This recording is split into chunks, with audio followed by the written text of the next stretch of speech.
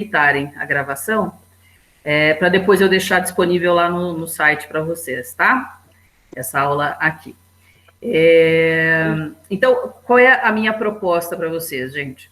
Vamos pensar que a gente chegou na prova lá no dia, nem sei quando é que vai ser a prova em Araçariguama, mas vamos pensar que chegamos lá no domingo de manhã, quando a gente pega o caderno de perguntas, tem 5 perguntas justo da Thelma Weiss, e vamos pensar que, putz, esse livro eu nunca li, né?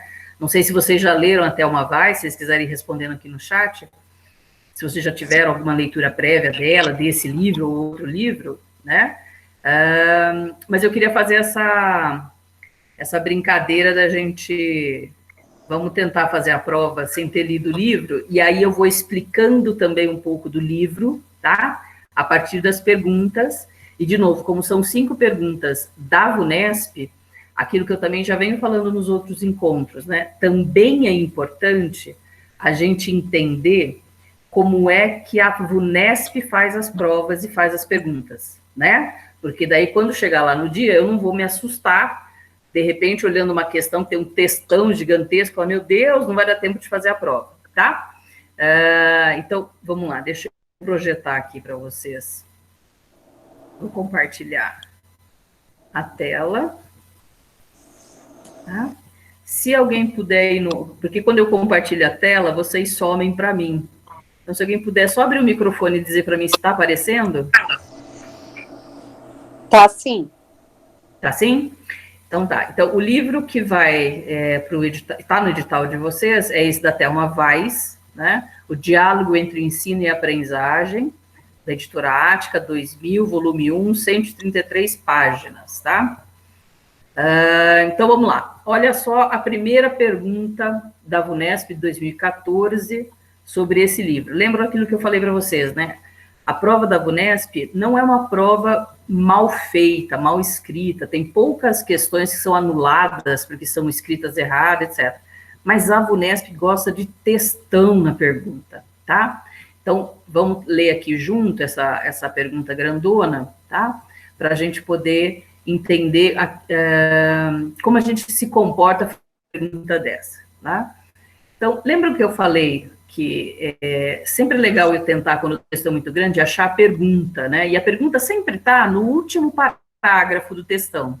Mas nesse caso aqui não está, porque quando a gente vai ler aqui, ó, está escrito assim: apoiando-se na leitura de Weiss, Odete escolheu a afirmação de que a formação docente, ...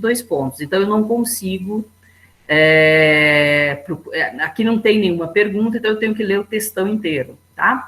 Então, vamos lá. Weiss, 2000, faz um depoimento sobre as primeiras experiências como professora nos anos iniciais, que a marcaram profundamente, fazendo com que, depois de fugir da educação por 12 anos, voltasse a ela e buscasse entender o porquê do fracasso escolar na escola pública. Nessa busca, estudou o trabalho da doutora Emília Ferreiro, aspas, que abriu uma perspectiva extraordinária nessa área e teve uma importância enorme na mudança da compreensão do papel do professor. Odete, que prestou o concurso para o município do interior paulista, acertou a questão que perguntava qual a concepção de formação do professor é coerente com o entendimento de aprendizagem que resultou de pesquisas das últimas décadas do século XX.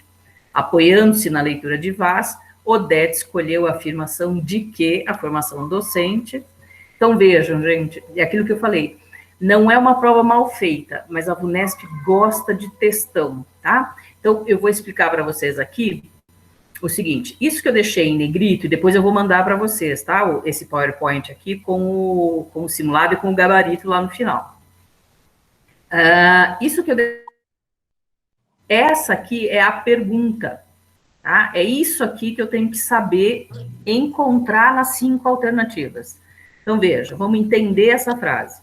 Qual a concepção do professor é coerente com o entendimento de aprendizagem, que vem das pesquisas do século XX. Então, vejam, eles contaram aí uma historinha de uma professora que responde certo essa pergunta, e aí eu tenho alternativas para encontrar essa resposta, tá? E aí a gente vai olhar a concepção do professor tem que combinar com o entendimento de aprendizagem. E aí eu tenho que escolher qual é a melhor explicação sobre formação docente, tá? Eu escolhi esta questão em especial, gente, porque vejam que não é eu acho esse tipo de pergunta, ele acaba dando uma certa ansiedade, porque muitas vezes eu não entendo, assim, como é que eu vou escolher a mais correta se é inventar uma personagem que acertou na prova. Se eu não encontrar esta questão que está em negrito aqui, eu não sei o que eu tenho que fazer, tá? Então, a formação do professor é coerente com o entendimento da aprendizagem, com a concepção de aprendizagem. E aí, vamos pensar, então, o que é a formação docente, a formação de professores, né? Na primeira opção, está escrito que essa formação de professores deve privilegiar a formação em serviço, pois ela torna possível aos professores formadores prover aos docentes o que se constatou faltar a eles, em conteúdos e métodos, bem para ensinar todo tipo de aluno. Eu já vou ler qual é a certa, gente, para que a gente não perca tempo com coisas que são equivocadas. Depois vocês leem e entendam. A certa aqui, no caso, é a alternativa C, tá? Porque na concepção dessas pesquisas do século XX, a que o texto se refere, e que juntam, né, que aproximam a concepção de formação de professor com a concepção de aprendizagem, a formação do professor tem que anteceder e acompanhar o exercício do magistério, por meio de estudo, problematização de prática de sala de aula, reflexão e do diálogo com os pares sobre essa prática, organizando situações de aprendizagem adequadas aos alunos, tá? E aí, uma pequena lembrança que eu quero que vocês não cansem de me ouvir, né? Lembrar que a professora Thelma Weiss é uma professora piagetiana, né? Então, de novo, a gente começou o nosso estudo pelo Piaget para que a gente pudesse ir reconhecendo Piaget nesses autores do edital, para que fique mais fácil o nosso não só o estudo, mas também a experiência lá na prova, tá? Então, por que e aí também já explicando o texto, né? O que a Thelma Weiss vai falar é que a formação de docente, ou seja, a formação de professores, gente, ela se dá na faculdade, ou seja, ela se dá antes da gente trabalhar, mas ela deve acompanhar o nosso trabalho. Então, vejam, tem uma coisa interessante, que é a gente pensar que a Thelma está nos dizendo que a formação inicial vai nos preparar para algumas das questões da prática, mas o exercício do magistério, e só no exercício do magistério, mas um exercício de magistério, ou seja, atuar como professor, trabalhar como professor, estudando o que tem acontecido na minha sala de aula, é que vai garantir essa formação, né? E é essa ideia de formação que tem a ver com a concepção de aprendizagem. Por quê, gente? Vamos lembrar que uma das questões que a gente entende do construtivismo é que o conhecimento, ele é um objeto fora da pessoa, e quando a gente fala objeto não é uma coisa concreta, né, mas pode ser conhecido, né, então pode ser um texto, um autor. Para Thelma Weiss, a prática, o meu cotidiano na sala de aula, a vida que eu tenho dentro de sala de aula, ela também é um objeto de conhecimento. E se eu não pensar sobre ela, se eu não estudar a minha prática, eu não consigo... Deixa eu só sair aqui, porque acho que tem alguém pedindo para entrar na sala, senão eu não consigo deixar, gente. Já volto já a compartilhar a tela. Está compartilhando a tela?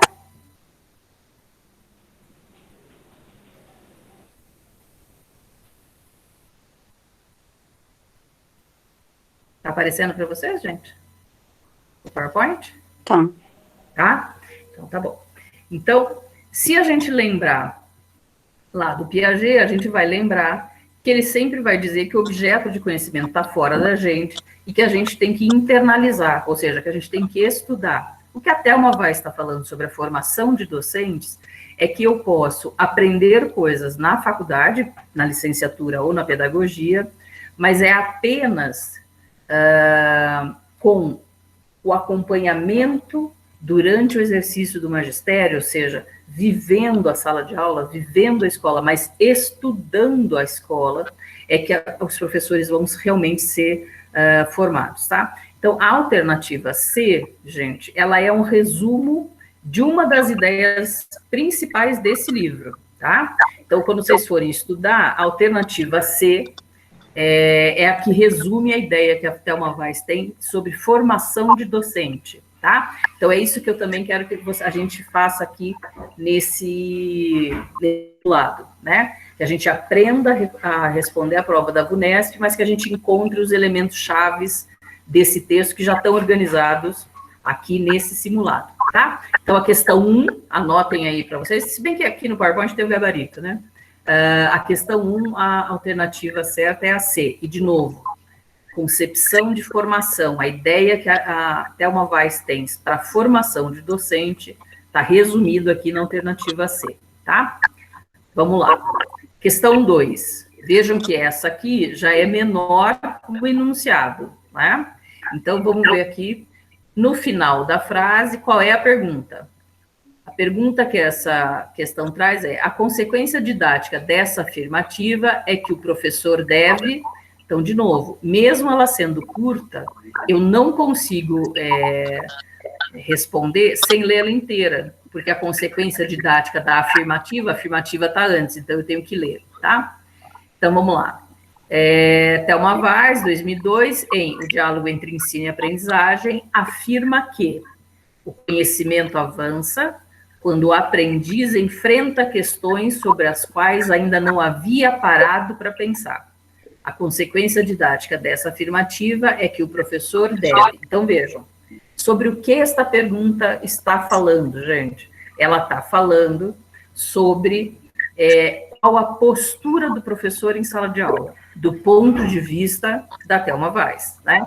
Se a gente lembrar do título do livro, gente, que é esse aqui, Diálogo entre Ensino e Aprendizagem, a Thelma Weiss vai estar sempre falando sobre a aprendizagem do aluno, mas imediatamente dizendo como o professor, então, se o menino aprende assim, como é que o professor tem que fazer, né? Que é esse esquema que está nessa pergunta aqui.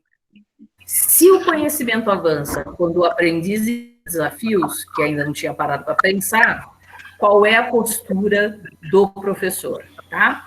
E aí, também, de novo, para a gente já ir direto no que o livro apresenta como conceito para isso, a alternativa certa aqui é a primeira alternativa. Então, a pergunta 2, alternativa A, tá? Vamos ler qual é para a gente entender qual é a ideia da Thelma Weiss, tá? Então, o professor deve garantir a máxima circulação de informação em sala de aula, apresentando materiais diversos, promovendo interação entre os alunos e situações que favoreçam a ação do aprendiz sobre aquilo que é seu objeto de conhecimento. Então, vejam, o que a Thelma Weiss está falando aqui nesta afirmação em primeiro lugar, se o menino encontrar desafios que o façam pensar para algo que ele ainda não tinha pensado, ou seja, vou dar um exemplo bem tosco, tá, gente? Só para ficar claro.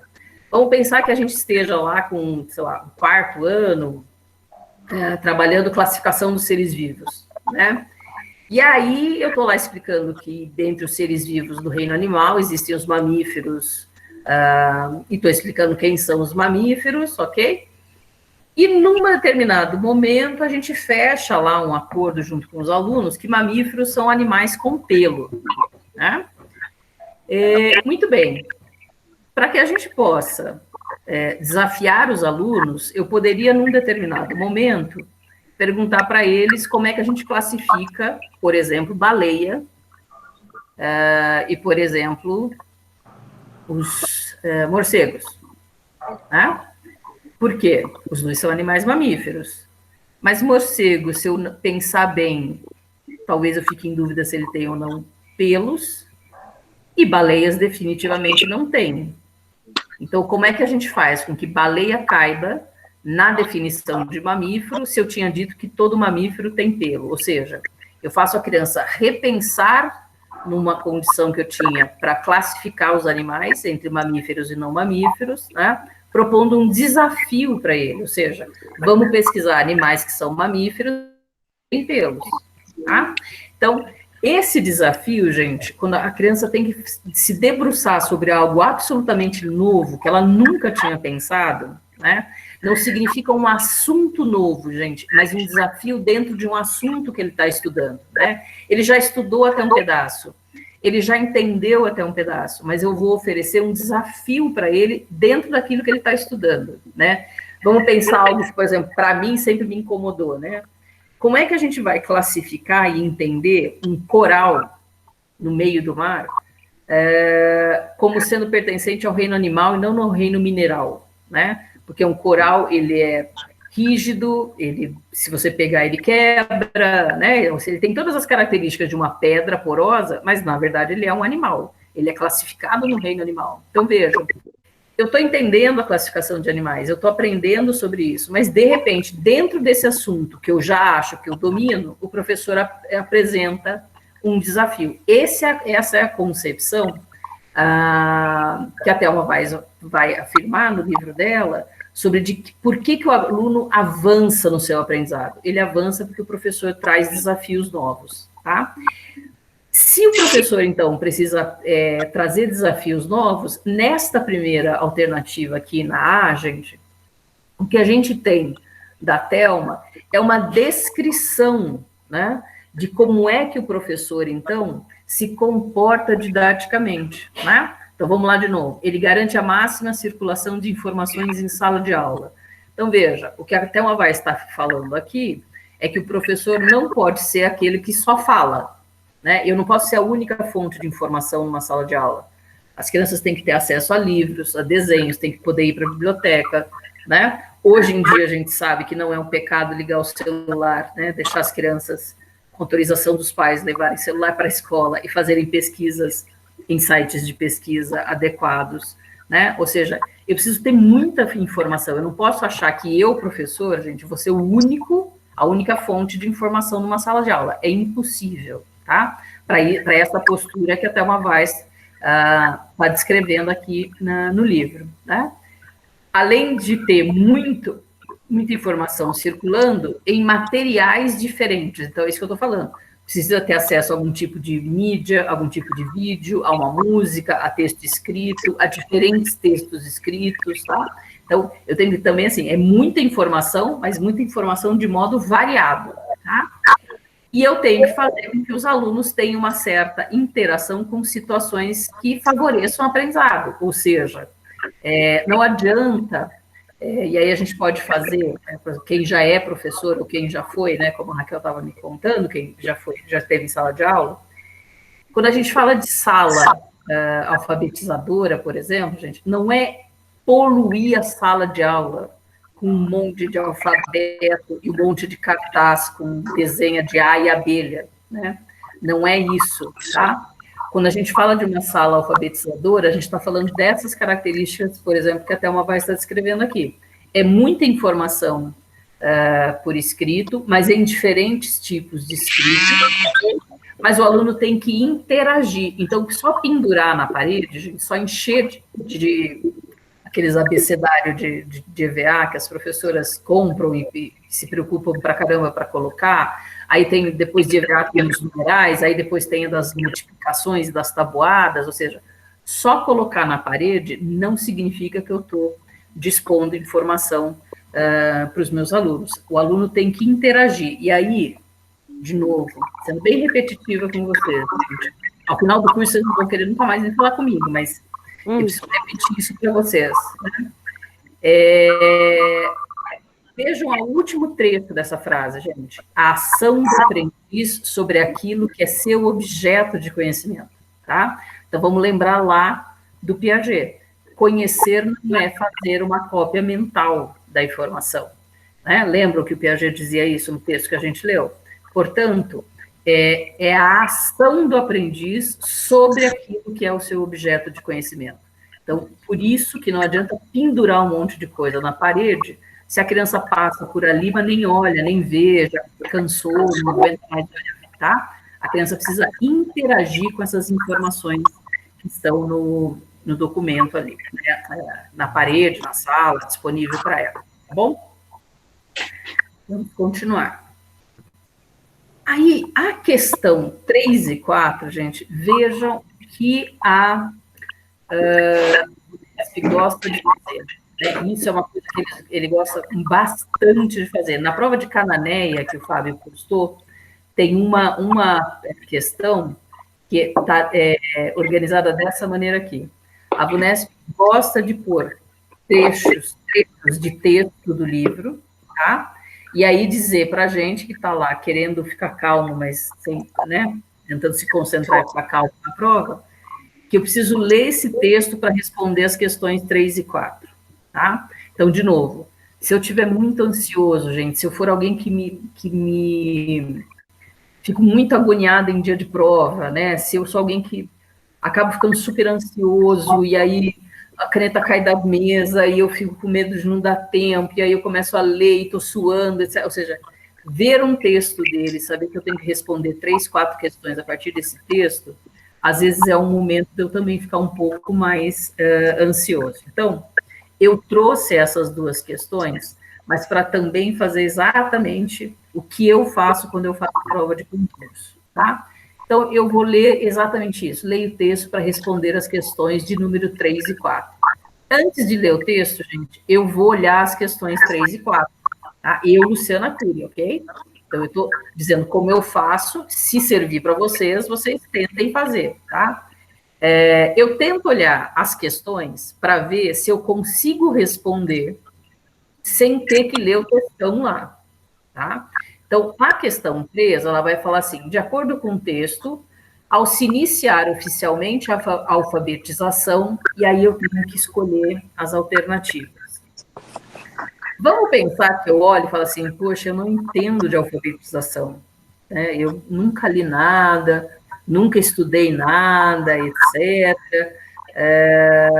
Mas eu estou com um certo, sei lá, acho que eu consigo. Se eu acho que eu consigo, eu vou ler as alternativas e vou tentar eliminar as que eu acho que estão muito equivocadas, tá? Essa também é uma outra estratégia, gente. Ler as alternativas, não procurando a que está certa, procurando aquilo que é absolutamente impossível que seja o certo, tá? Então, vamos olhar rapidinho as alternativas aqui, vamos ver se a gente consegue fazer sem ler o textão, tá? Então, quando se começa oficialmente... Oi? Deixa eu só pedir, é que tem áudio aberto, tá dando eco na sua sala. Quem que tá? Será, gente? Deixa eu dar uma olhadinha aqui. Quem que tá?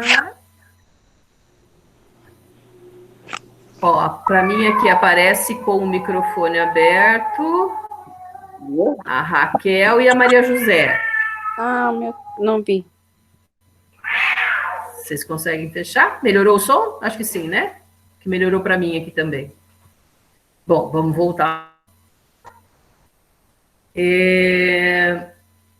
Então, eu estou tentando, agora, nesse momento, responder essa questão sem ter que ler o textão lá, tá?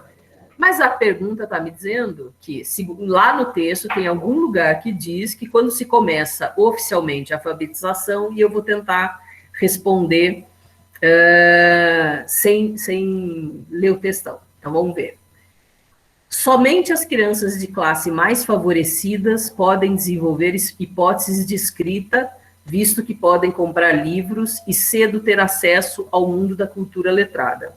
Essa é uma questão que eu posso não conhecer a Thelma Vaz, posso não ter estudado a alfabetização, mas se eu entendi um pouco lá do que o Piaget explicou, que é o desenvolvimento e a aprendizagem como sendo resultado do desenvolvimento, e que todo mundo passa pelos mesmos estágios de desenvolvimento cognitivo, essa é uma questão que está equivocada, né? Ela está errada, porque dizer que criança rica desenvolve hipótese de escrita, porque compra livro, né, e muito precocemente, desde bebezinho, tem acesso a livro, né, e que somente elas desenvolvem hipóteses de escritas, é um equívoco, porque ela vai contra o que a gente sabe de desenvolvimento cognitivo. Todas as crianças passam pelas mesmas etapas de desenvolvimento cognitivo. E a gente sabe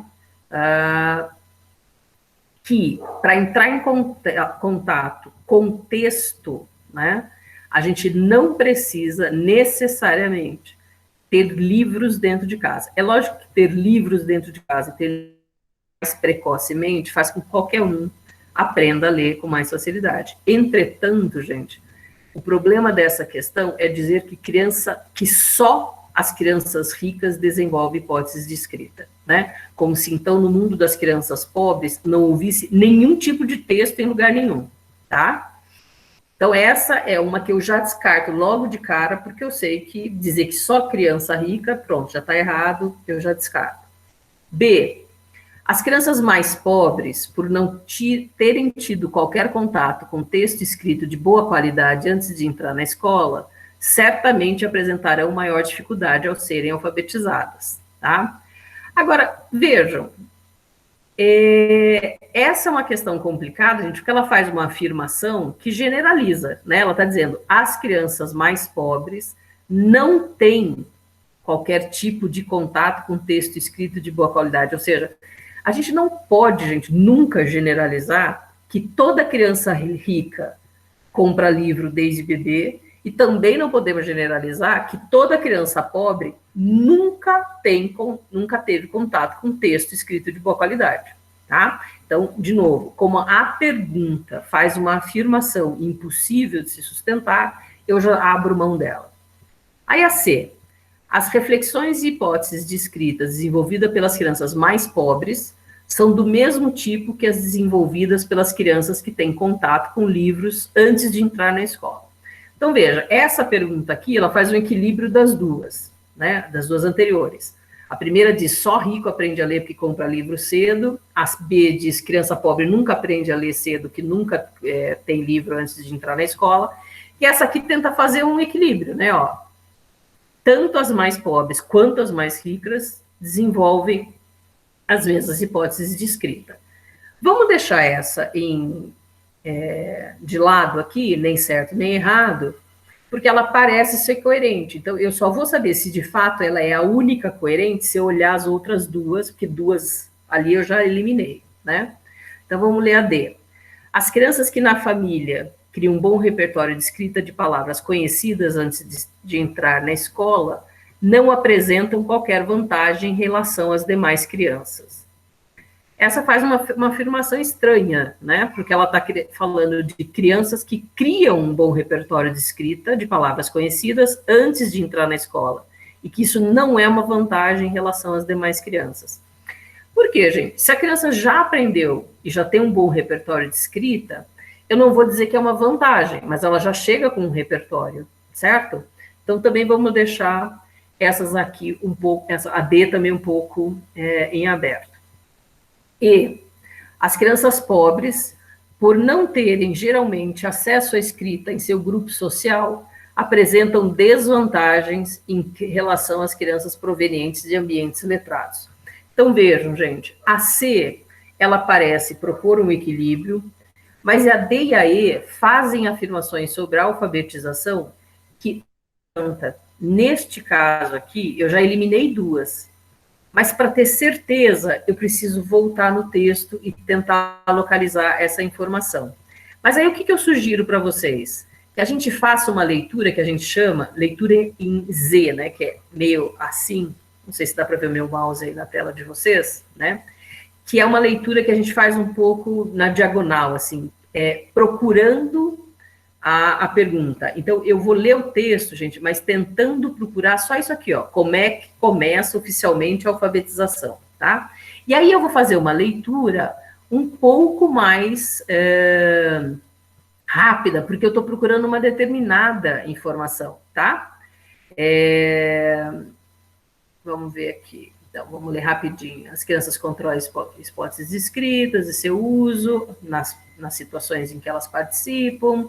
Ok.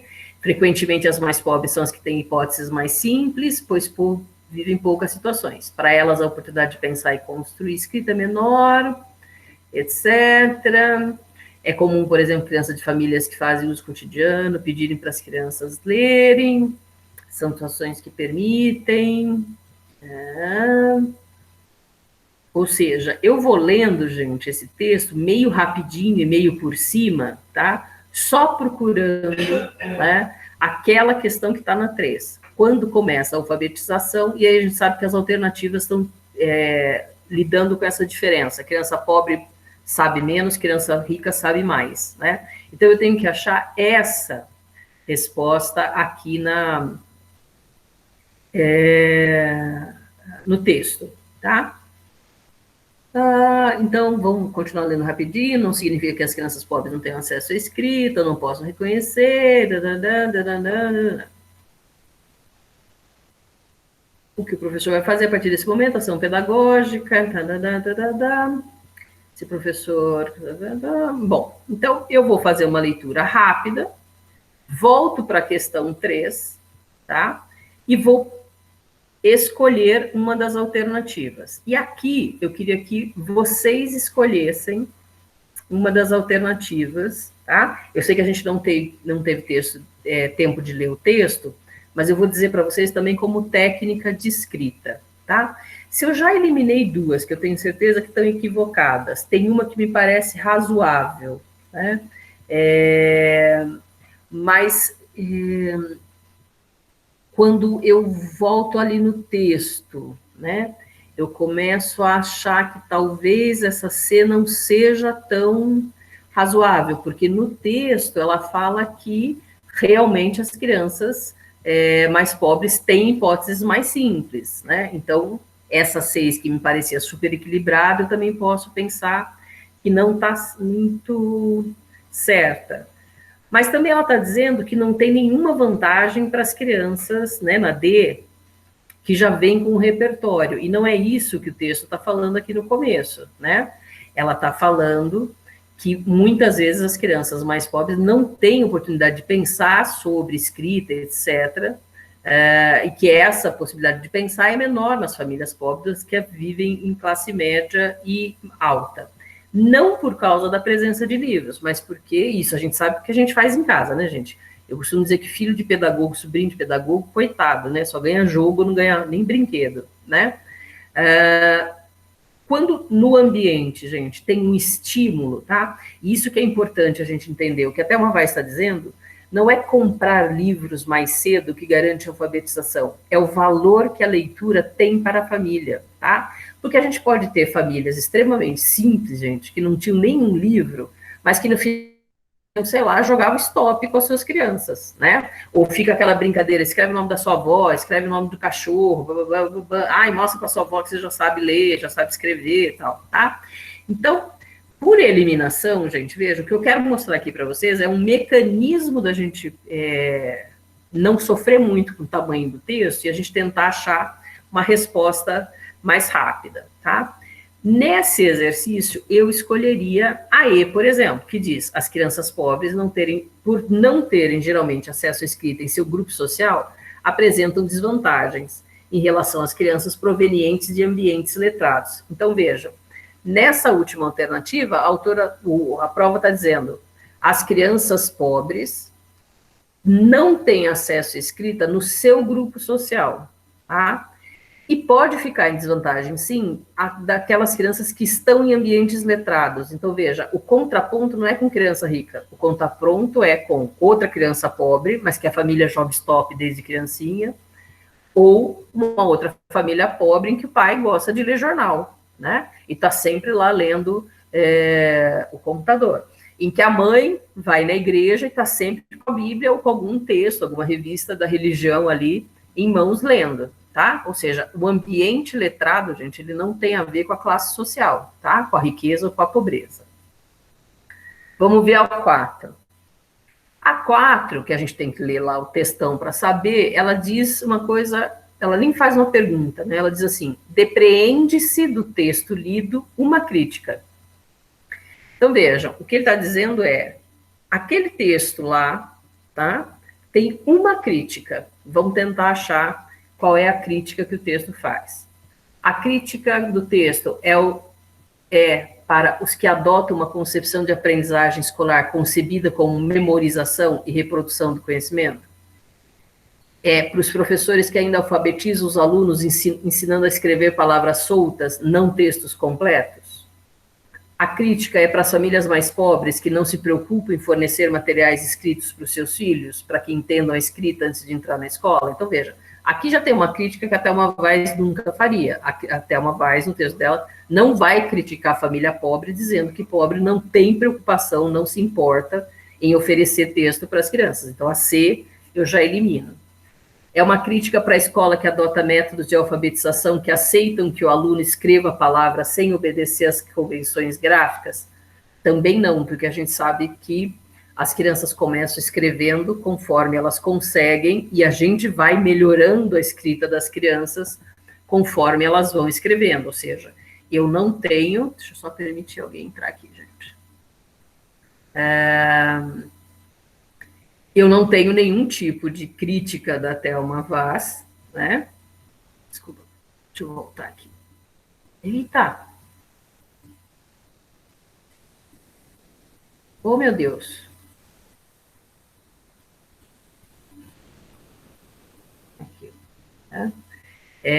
Eu não tenho nenhuma crítica da Thelma Weiss ou dos autores construtivistas, né? As etapas de escrita da criança. Vamos lembrar? O Piaget não diz que o desenvolvimento cognitivo acontece em etapas, ele não diz que um pensamento que é impossível num determinado estágio fica possível no outro, né? Então, vejam, se eu entendi isso, gente, eu entendo que as crianças vão escrever por etapas também. Tem hora que vai conseguir usar as letras certas, tem hora que vai conseguir conjugar o verbo, ou seja, eu não tenho nenhum tipo de problema com criança que escreve palavras sem obedecer às convenções gráficas, tá? E há o aluno que, apesar do professor ter lhe ensinado a escrever convencionalmente uma palavra, escreve de modo errado. Então, assim, o texto não vai criticar isso, tá? Então, essas últimas três não são críticas possíveis, tá? E aí, de novo, a gente fica com duas alternativas. A gente fica com a A e com a B. Então, de novo, gente, vejam, se eu localizei já duas alternativas que me causam dúvida, eu não tenho que procurar 5 no texto, eu tenho que procurar duas questões só, né? Uma que vai dizer escola que ensina só memorizando ou professor que alfabetiza com palavra solta. Aí eu volto lá no texto e vou olhar quando que ela fala do professor. Ela fala do professor só nesse último parágrafo aqui. Então, veja como a leitura já é mais rápida, né? Então, vamos ler. Essas práticas habitualmente não fazem parte do cotidiano do seu grupo social de origem, né, das crianças pobres. Elas costumam iniciar a escolarização em condições menos vantajosas do que aquelas que participam de práticas sociais letradas. Mas, vinda de família pobre ou não, hoje, como no passado, é muito comum que, mesmo tendo professor cuidadosamente ensinado a escrever moleque, eles escrevam mulece. O que o professor vai fazer a partir desse momento, a ação pedagógica, depende fundamentalmente de sua concepção de aprendizagem. Porque, tendo consciência disso ou não, todo ensino se apoia em uma concepção. Se o professor imagina o conhecimento como algo que, pela ação do ensino, é oferecido para a criança, obviamente o menino que escreveu mulece não terá aprendido. A ideia de que é possível ensinar uma coisa e o aluno aprender outra é completamente estranha para quem concebe a alfabetização, o conhecimento dessa forma. Então, aí a gente volta na questão 4 e vê o seguinte, né? Eu ainda não consigo responder. Então, vejam, este é um movimento para a hora da prova, gente, né? Eliminar as questões que eu acho, que eu tenho certeza que não estão no texto, localizar uma ou duas, três que me deixem em dúvida e voltar no texto para achar a resposta, tá? E aí, de novo, eu não preciso ler com tentando entender o texto, eu leio procurando a resposta, ok? Eu vou ler o texto procurando a resposta, tá? Ou seja, gente, eu faço uma leitura muito mais rápida, né, desse texto. Eu faço uma leitura investigativa, não de entendimento. Eu faço quase um caça-palavras, né? Eu tento achar as respostas dentro do texto das questões que estão lá na questão. Tá fazendo sentido isso para vocês, gente? Abra um áudio aí um pouquinho para vocês me dizerem se deu para entender qual é a minha sugestão para resolver uma questão com essa prova, um textão desse quando aparecer no meio da prova. É uma leitura dinâmica, né, professora? Isso, é uma leitura dinâmica e é uma leitura que está procurando alguma coisa, né? Eu não estou procurando entender, eu estou procurando uma informação. Se falou de professor lá, eu volto aqui e tento achar professor. Aonde está falando de professor para eu resolver aquela questão, tá? Deu para entender, gente?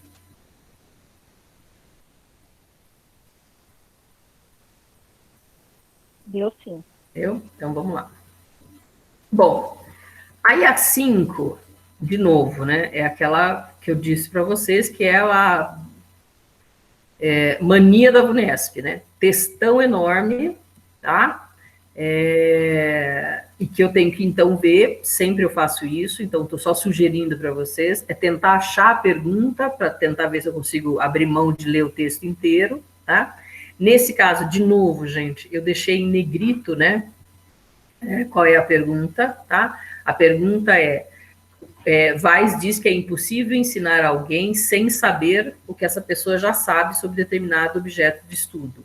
Ou seja, é impossível ensinar sem. Então, veja, daqui para frente, gente, para concordar com a Thelma Weiss, é isso aqui que eu tenho que encontrar aqui. Eu posso até voltar, se eu estiver tranquila, se eu tiver, né, dar uma olhada no relógio, estou com tempo, etc, etc, posso ler o textão. Mas se eu já encontrei a pergunta, gente, vamos tentar ver se a gente responde sem ler o texto, tá? Então, podemos concordar com Thelma Weiss que é impossível ensinar algo a alguém sem saber o que essa pessoa já sabe sobre determinado objeto de estudo. Ou seja, é impossível ensinar sem livro didático, poder reprovar alguém, vocação, avaliar ou internet, tá? Nesse caso, gente, se ela está dizendo que é impossível ensinar sem eu saber o que o outro já sabe, eu estou falando que é impossível ensinar sem avaliar, né? Porque a avaliação, a gente sabe, e a gente viu lá a Jussara Hoffmann na semana passada, dizendo que avaliar não é verificar o quanto o menino colocou para dentro da cabeça dele, né? Avaliar é trocar um ponto de vista junto com o aluno, dialogicamente, né, através do acompanhamento lá, como a Jussara fala, e saber o que realmente esse menino sabe, né? Portanto, a Thelma Weiss está aqui falando muito próximo do que a própria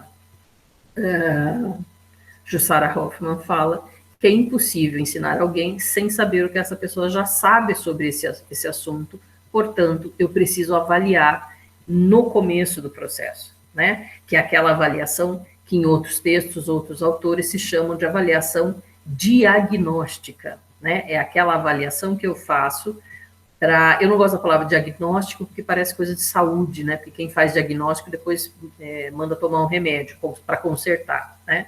Mas a literatura fala de avaliação diagnóstica. Esta avaliação inicial é aquela que eu faço mesmo, uso às vezes até textos escritos, se for o caso, etc., para saber o que os meninos já sabem sobre determinado assunto. Essa é a avaliação diagnóstica, tá? Bom, aí eu queria mostrar para vocês o seguinte. Eu não sei se vocês tentaram achar o livro da Thelma Weiss na internet. Alguém procurou esse livro para tentar estudar?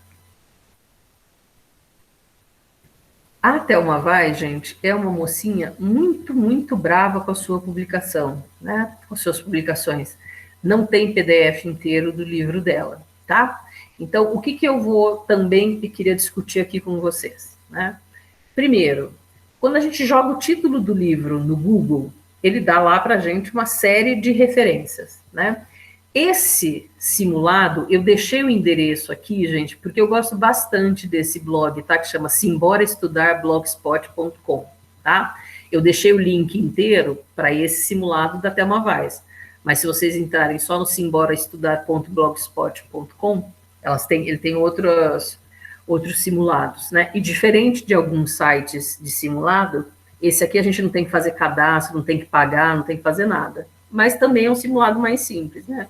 Mas, por exemplo, da Thelma Weiss, é daqui que eu tirei essas 5 questões da VUNESP, tá? Então, quando a gente não acha o livro, gente, para estudar, e não é sempre que a gente está com dinheiro para gastar, para comprar livro, né? Nós que moramos não na capital, né? Eu não sei nas cidades onde vocês moram, e se nas cidades de vocês tem livraria, mas, por exemplo, aqui em São Roque, a gente vai ali na Nobel, no Pátio Corina, e quando muito a gente pede para ele encomendar, ele traz para a gente uma semana depois, aí tem aqueles prazos, né? Então, assim, vamos pensar que eu não vou ter acesso a todos os livros inteiros para eu estudar, né? Uma das alternativas, gente, é fazer esse exercício que eu fiz hoje com vocês. Pegar um simulado, né, que tenha o gabarito, tá? Para que eu estude o livro, gente, lendo a pergunta e a resposta certa. Porque essa é uma maneira, porque a resposta certa, ela é um resumo daquela ideia que está na pergunta, tá? Então, se eu não conseguir ter acesso a um livro inteiro, essa é uma estratégia de leitura. Agora, a Thelma Weiss, gente, ela tem um site, que é o nome dela, thelmaweiss.com.br, e que um dos links lá são as publicações dela. O livro está lá disponível? Não, o livro não está lá disponível. O que tem disponível dela lá para ler são algumas publicações, tá? Mas, de novo, quando a gente coloca o nome do livro no Google, né, a Thelma Weiss, ela... desculpa, não é a Thelma Weiss. Aparece no site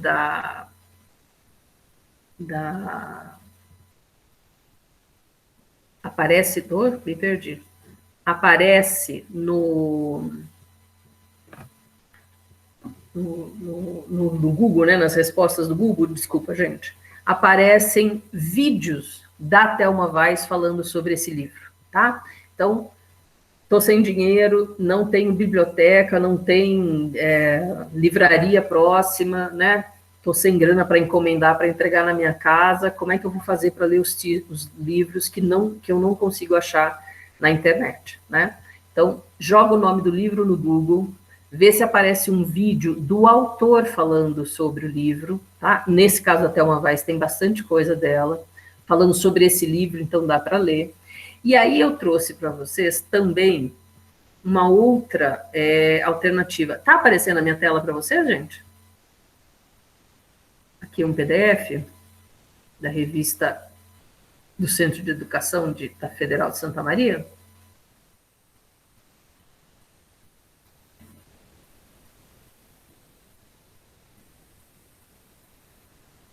Tá? Então, assim, o que eu vou sugerir para vocês? Essa é um dos resultados de pesquisa do Google, né?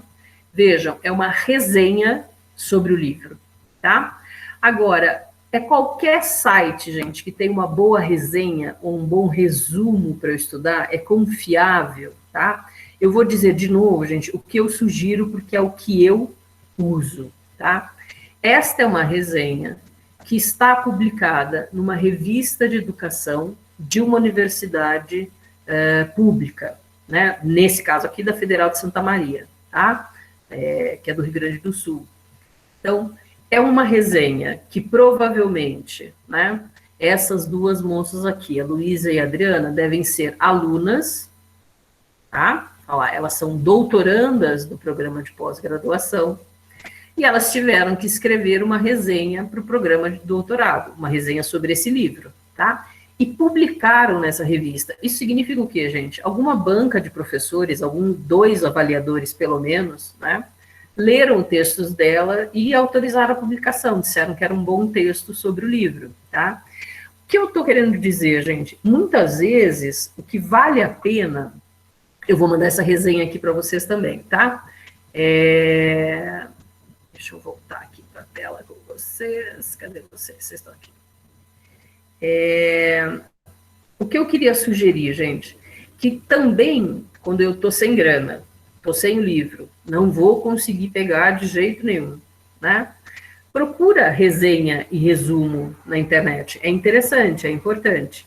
Mas veja quem publicou, tá? Eu normalmente, gente, dou preferência quando os textos estão ligados, como esse aqui, né? Olha, são duas alunas da pós-graduação da Federal de Santa Maria que tiveram lá, é um trabalho delas da faculdade, ok. Elas tiveram que ler o livro e fazer a resenha.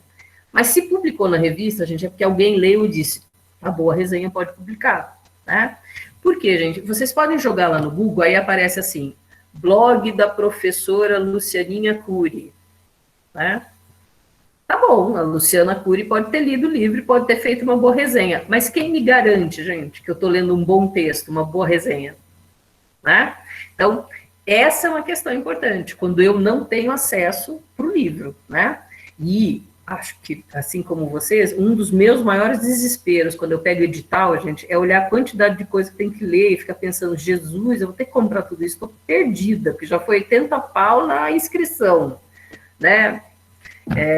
Então, eu espero que a vida fique tranquila, e é por isso que a gente faz concurso, né, para a vida ficar mais tranquila, mas a gente também tem que saber se eu vou comprar esse livro, né, é isso mesmo, dá desespero, né, Gabriela, porque também tem isso, né, gente. A Thelma Weiss é uma autora sensacional, dá para comprar o livro dela? Dá, como vocês todas vão passar no concurso de Araçariguama, depois de 3 meses, que a vida já entrou um pouco no eixo, aí vocês comprem, voltem no livro e falam assim, olha, eu gostei daquela Jussara, achei interessante, aquela que falava de avaliação, acho que aquela Thelma vai ser interessante eu ler, gostei, né? Ou seja, tá? Mas, de qualquer maneira, porque como a internet é o reino dos espertos, né, gente? Para o bem e para o mal é o reino dos espertos, eu consegui um trecho do livro da Thelma Weiss, tá? Então, o que eu vou colocar lá para vocês estudarem? Eu vou colocar essa resenha, eu vou colocar esse simulado, e eu vou colocar o trecho do livro que eu encontrei, tá? Na semana que vem, a gente volta, tá? Ainda um pouco na Thelma Weiss, né? Para que a gente possa, então, a partir da resenha, entender tudo que esse livro fala, né? Porque eu acho que é interessante a gente fazer esse exercício. Tudo bem, gente? Fica tranquilo para vocês assim? Agora podem abrir o microfone ali. Vocês ficam falando no chat aqui, vocês parecem meus alunos da pedagogia, ficam falando no chat. Tá. E esse exercício de fazer o simulado antes de ler o texto, gente? Vocês acham que fica interessante também? Porque daí a gente aprende a fazer a prova e aprende um pouco mais sobre o autor? Uma boa estratégia? Tá bom. Beleza, gente. Então, 8h59. Falta 1 minutinho, mas vocês podem abrir o microfone de vocês se vocês quiserem falar alguma coisa, perguntar alguma coisa, alguma dúvida. Vou até interromper já a gravação.